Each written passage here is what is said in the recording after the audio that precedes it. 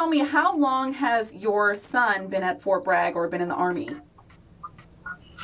He's been in the Army since 2007, and he's been at Fort Bragg pretty much after basic and airborne training. He's been there. And are you comfortable sharing his name or no? No. Okay. And what division is he in? What is his position? He's in the 82nd Airborne, 1st Brigade Combat Team, 2nd of the 504th Parachute Infantry Regiment. Yay, got to give him a shout out. And he's a platoon sergeant. Very proud. We're a family of service. My wife's a retired Army officer. Our daughter served in the Navy as a corpsman, also deployed to the Persian Gulf, and I'm retired government service. So we were very proud of him to follow in our footsteps, and he enjoys it. He's doing what he loves. Absolutely. So, as a parent, how do you find out he's one of the 750 that's going to be deployed? Does he call you? Does someone in the military call you? He called me. He called me at 7:30 my time here in the Black Hills on New Year's Eve as he was driving into work, saying, "We just got alerted. I'm going in. Don't know what's up."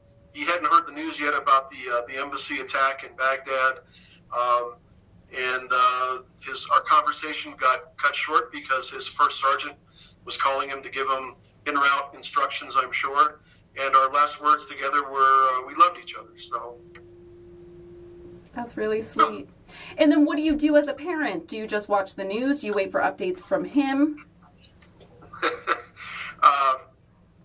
I used to have dark hair, so you worry a lot.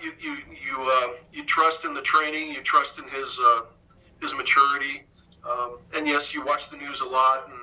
And I've reading the Fayetteville Observer and trying to hack into the local North Carolina stations because they might have some good stories, and listening to what's coming out of in social media and things like that. But yeah, just trying to take it all in, absorb information. Real proud of them, and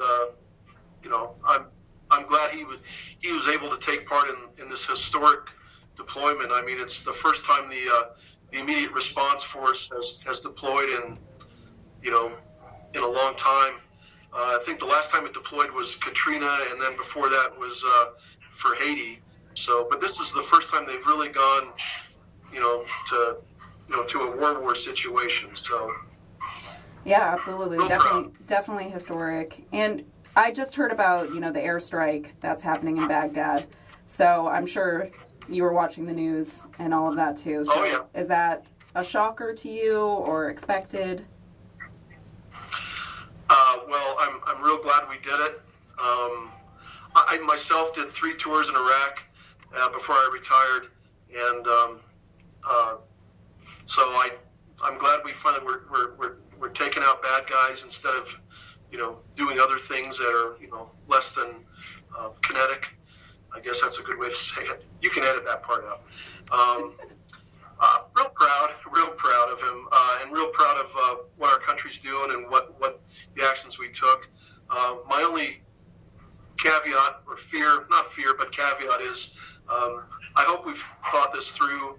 We didn't just do the immediate gratification action. We've what are the possible next steps, and prepare to receive and react to those accordingly.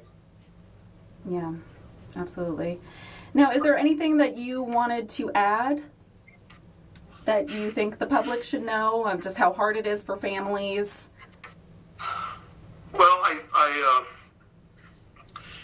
it's never a good time to deploy, and most of the service families have gotten very used to their family member who's in the service knowing about a deployment months ahead of time, so everybody can prepare, and they're going to places where there's connectivity, so there's communication, and but when it's a sudden deployment like that, even though your son or daughter is been tagged for this, they're box, so to speak, on call.